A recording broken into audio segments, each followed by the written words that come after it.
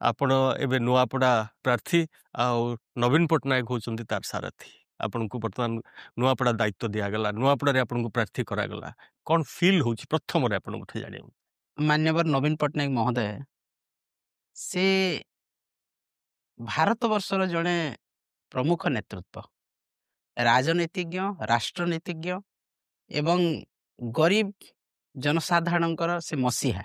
ତାଙ୍କର ଇଚ୍ଛା ଦଳ ସେଇଠି ତାର ଷ୍ଟାଣ୍ଡ ରଖୁ, ଦଳ ଯାଇକି ଲଢ଼େଇ କରୁ ଏବଂ ଉପନିର୍ବାଚନରେ ମୋତେ ପ୍ରାର୍ଥୀ କରିଥିବାର ନିଶ୍ଚିତ ଭାବରେ ମୁଁ ବହୁତ ଆନନ୍ଦିତ। କାରଣ ମୋତେ ନବୀନ ପଟ୍ଟନାୟକ ମହୋଦୟ ବିଶ୍ୱାସ କଲେ, ହୁଁ, ତାଙ୍କର ଭରସା ରହିଲା ଯେ ମୁଁ ଯାଇକି ସେଇଠି ଲଢ଼ିପାରିବି। ହୁଁ, ତେଣୁ ମୁଁ ନିଶ୍ଚିତ ଭାବରେ ବହୁତ ଆନନ୍ଦିତ ଏବଂ ମୁଁ ଶତ ଶତ କୃତଜ୍ଞତା ଜଣାଉଛି ଆମର ପ୍ରିୟ ନେତା ନବୀନ ପଟ୍ଟନାୟକ ମହୋଦୟଙ୍କୁ। ସେ ମୋ ଉପରେ ଆଶା ଭରସା ରଖିଲେ ଏବଂ ମୋତେ ପ୍ରାର୍ଥୀ କଲେ। ପ୍ରାର୍ଥୀ କଲେ। ଆପଣଙ୍କର ସହଯୋଗୀ, ପୂର୍ବତନ ସହଯୋଗୀ ରାଜୁ ଭାଇ ଢୋଲକିଆଙ୍କର ଦେହାନ୍ତ ପରେ ଏ ପରିସ୍ଥିତି ଉପୁଜିଲା। କିନ୍ତୁ ରାଜୁ ଭାଇ ଢୋଲକିଆଙ୍କର ଯିଏ ପୁଅ ବୋଲିକି କୁହାଯାଉଛି ବା ତାଙ୍କ ପୁତୁରା ବୋଲିକି କୁହାଯାଉଛି ଜୟ ଢୋଲକିଆ, ଆଶା କରାଯାଉଥିଲା ସିଏ ବିଜେଡ଼ିରୁ ପ୍ରାର୍ଥୀ ହେବେ, କିନ୍ତୁ ସିଏ ତ ବର୍ତ୍ତମାନ ବିଜେପିକି ପଳେଇଲେ ଆଉ ବିଜେପିରୁ ପ୍ରାର୍ଥୀ ହେଲେ।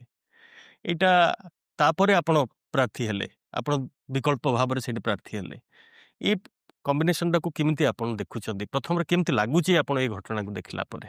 ଦେଖନ୍ତୁ, ନିଶ୍ଚିତ ଭାବରେ ଏଇଟା ଗୋଟେ ଅଭାବନୀୟ ଘଟଣା। ହୁଁ, ଯେତେବେଳେ ମାନ୍ୟବର ନବୀନ ପଟ୍ଟନାୟକଙ୍କର ତାଙ୍କର ସାହାଯ୍ୟ ସହଯୋଗରେ ଏବଂ ପ୍ରବାଦ ପୁରୁଷ ବିଜୁ ପଟ୍ଟନାୟକ ଯେତେବେଳେ ନିର୍ମାଣ କରିଥିଲେ ନୂତନ ଭାବରେ ନୂଆପଡ଼ା ଜିଲ୍ଲା, ହୁଁ, ସେଇ ସମୟରେ ଗୋଟିଏ ସବ୍ ଡିଭିଜନ ଥିଲା ହୁଁ, ହୁଁ, ଏବଂ ବିଜୁ ପଟ୍ଟନାୟକ ଚାହୁଁଥିଲେ ହୁଁ। ଯେ ନୂଆପଡ଼ା ବିକାଶ ଆଦିବାସୀ କରୁ। ଅଧ୍ୟୁଷିତ ଅଞ୍ଚଳ, ହରିଜନ ଅଧ୍ୟୁଷିତ ଅଞ୍ଚଳ, ଗୋଟେ ଦଳିତ ଆଦିବାସୀ ସମ୍ପ୍ରଦାୟ ବେଶୀ ସଂଖ୍ୟାରେ ଅଛନ୍ତି, ଗରିବ ଲୋକ ଅଛନ୍ତି, ତାଙ୍କର ବିକାଶ ହଉ। ହୁଁ। ତେଣୁ ସେ ନୂଆପଡ଼ାକୁ ଗୋଟେ ସ୍ୱତନ୍ତ୍ର ଜିଲ୍ଲା ଜିଲ୍ଲାର ମାନ୍ୟତା ସ୍ୱତନ୍ତ୍ର ଦେଲେ। ଜିଲ୍ଲାର ମାନ୍ୟତା ଦେଲେ। ଏଇଟା ନିହାତି ଭାବରେ ସେଇ ସମୟରେ ଅନେକ ଲୋକଙ୍କୁ ଆଶ୍ଚର୍ଯ୍ୟ କରିଥିଲା ଏବଂ ତାପରେ ଯେତେବେଳେ ରାଜେନ୍ଦ୍ର ଭାଇ ଢୋଲକିଆଙ୍କୁ ମାନ୍ୟବର ନବୀନ ପଟ୍ଟନାୟକ ମହୋଦୟ ଆଶୀର୍ବାଦ କଲେ ହୁଁ, ଏବଂ ସେ ସେଇଠୁ ବିଧାୟକ ହେଲେ ହୁଁ, ଏବଂ ବିଜୁ ଜନତା ଦଳର କାର୍ଯ୍ୟଧାରା, ନବୀନ ପଟ୍ଟନାୟକଙ୍କ ସରକାରର ବିକାଶମୂଳକ ଯୋଜନା ଯେତେବେଳେ ନୂଆପଡ଼ାରେ ଲାଗିଲା, ସେଇ ସମୟରେ ନୂଆପଡ଼ା ବର୍ତ୍ତମାନ ଗୋଟେ ବିକଶିତ ଜିଲ୍ଲାରେ ପରିଣତ ହେଇଛି। ହୁଁ, ହୁଁ, ପାନୀୟ ଜଳର କଥା କୁହାଯାଉ, କୃଷି କଥା କୁହାଯାଉ, ରାସ୍ତାଘାଟର ସୁବିଧା କଥା କୁହାଯାଉ,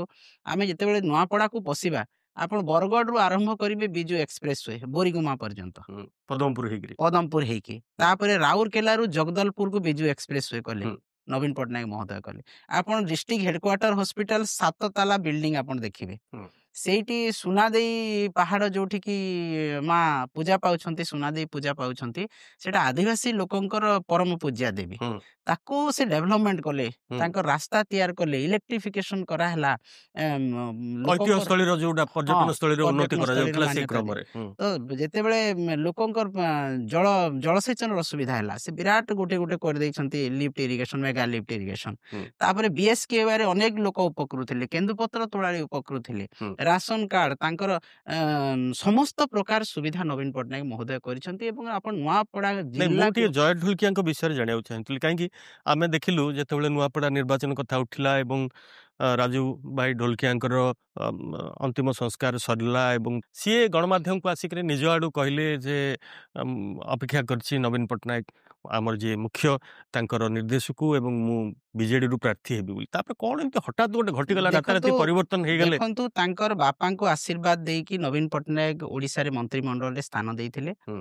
ଏବଂ ନୂଆପଡ଼ାର ବିକାଶ କରିଥିଲେ। ହୁଁ, ତ ଯେତେବେଳେ ତାଙ୍କର ପୁତୁରା ହୁଁ, ସେ ଯେତେବେଳେ ଆସିଲେ, ନବୀନ ପଟ୍ଟନାୟକ ଚାହୁଁଥିଲେ ତାଙ୍କୁ ଦେଇ ଯୋଉ ଅଧୁରା ସ୍ୱପ୍ନ ଅଛି ରାଜୁ ଭାଇ ଢୋଲକିଆଙ୍କ, ନବୀନ ପଟ୍ଟନାୟକଙ୍କ, ତାକୁ ସେ ପୂରଣ କରିବେ। ହୁଁ, କିନ୍ତୁ ସେ ଦେଖନ୍ତୁ ତାଙ୍କର ବିକ୍ରି ହେଇଗଲେ।